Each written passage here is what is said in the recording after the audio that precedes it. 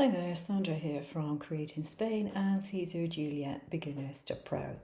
I'm doing a tutorial with the Siser Leonardo software because they've come out with a beta. Please be aware, beta does mean you might find some mistakes in here. There may be some bugs. I've imported a design from the library. It's just some cherries because I'm going to show you the line fill function on here. I have a circle down here, which is a 5.5 centimetre circle, I believe.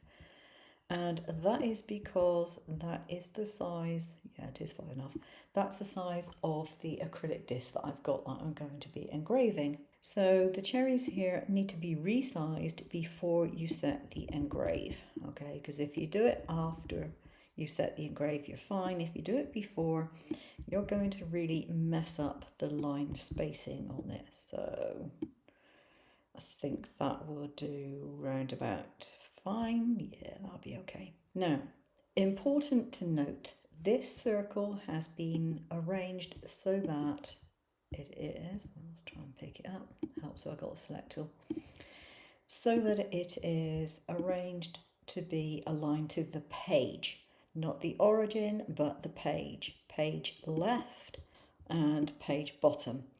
This is important. If you put it to origin, it's going to jump a millimetre or two before it starts doing its thing. And you don't want it to do that because you want to know exactly where it's going to engrave, all right?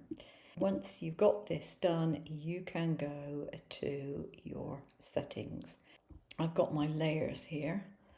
Let's come out of layers. Let's go to the colour picker because that's probably where you start off.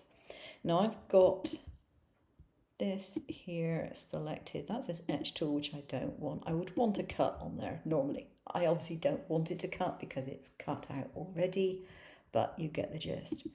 This one here, go down and you see the orange circle and you have etch tool, so you want that one and it changes the image for you. The options for the line fill are down here where the star is with the build contours. You notice that you've now got this one, click on that, and you have a range of patterns that you can use. And you can increase or decrease the gap size in there. You can use a different pattern, whatever you happen to feel like doing. Okay, so I'm just going to go for a hatch pattern, I think. So that's under a millimetre.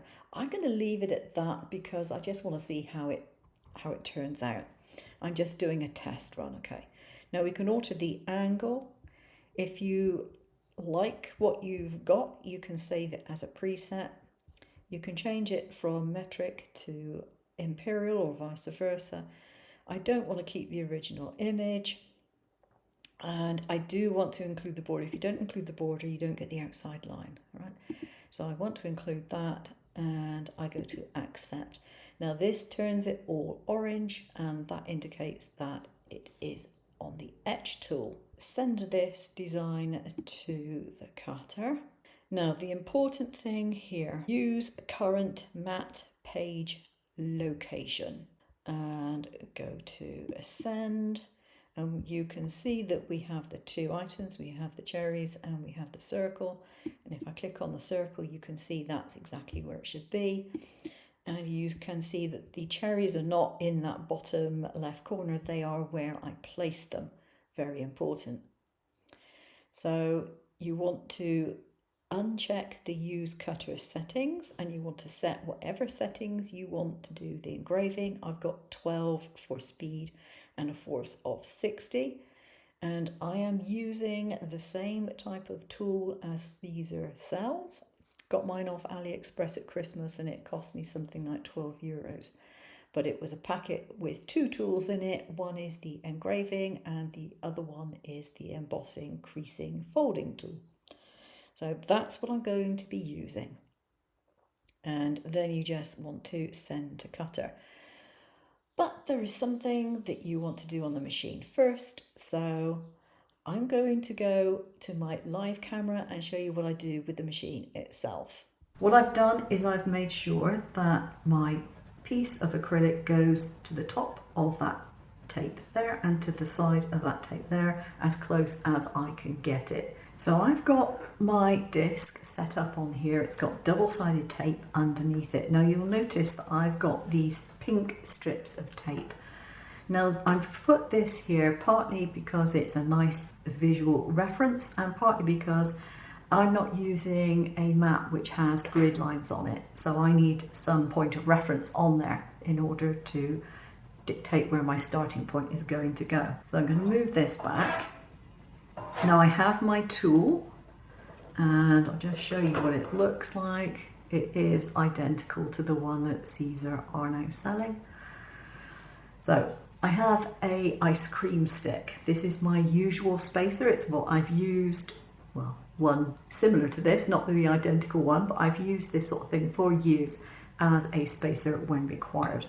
So it goes on top of the acrylic, and underneath this tool you just drop the tool in so that it hits it. Tool down in there, let it hit, just rest your finger on the top and then tighten it up and remove that. There we go, all done. The next thing I want to do is to set an origin point that is specific to this project, and I need to set it where the tape crosses, and to do that move it down to roughly where it's going to be. Go to settings, go to camera, click on OK. It will take a picture and you can clearly see on here this is my tape and that's where I need it to go. Just in there is where I need it to go. Now I have a little red cross and I need to move that red cross till it's in position, which it isn't at the moment. So move it up a bit. I think that is in the right place, so now I will tap OK. It's going to take another photograph, and those blue lines should be little sort of ant lines, as it were, should be where I want them to be, and they are where that tape crosses over. So I'm now going to press my home button and it's going to move to that exact position. So I'm going to go to my laptop and I'm going to send to cutter, and it's confirming that I'm using the etch tool. Click on OK and off it goes. I'm not going to show you the entire process, I'll come back when it's finished. Okay, so it's finished and I'm going to remove it now. So here's the finished article. They are engraved where they're supposed to be. They have a definite engraved feel to them. I could probably have decreased the line spacing, but as I said, this was just a test just to see how it came out. But the important thing is that you resize your image before you apply the line fill, and that you make sure it is in the right place when you etch it, because otherwise it's a complete waste of time. Okay, that's it for today. Thanks for watching. I'll see you soon. Take care.